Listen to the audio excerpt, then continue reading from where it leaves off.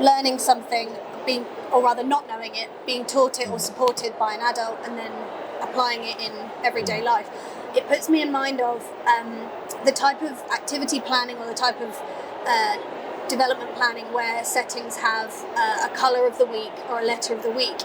And I wonder if it might be helpful to revisit that type of learning, but through that lens. Because are we allowing children to go in depth enough in that kind of progression model if we plan for subjects like that, do you think? Yeah, no, I mean, the issue of planning is a really interesting one, and in a sense we've touched on it already in terms of how you plan the curriculum, and I think that the possibilities around that are quite infinite. So you do have people who have topics or themes or follow projects, like the Reggio Emilia type approach.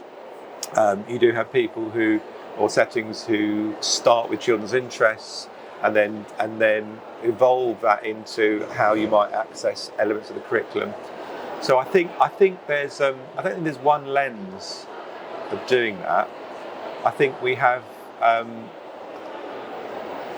framework with the early learning goals, which are our aspirations at the end. But going up to that point, I think there's a huge amount of autonomy and possibility for doing that.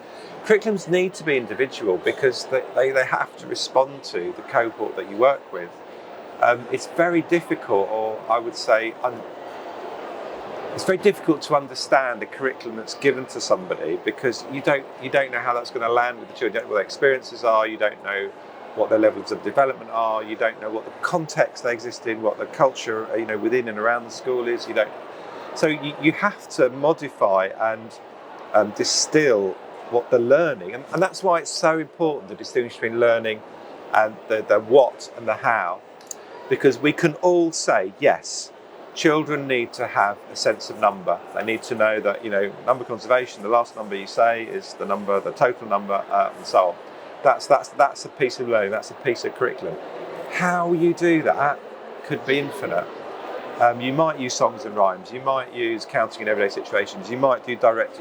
There's a whole host of infinite possibilities around that. And I think one of the things I've always believed is we need to trust practitioners' own personal pedagogical repertoire in that to get children and to support and guide children to get to what it is we want them to learn. That is a constant, but what it looks like, and even how children demonstrate it, will be different.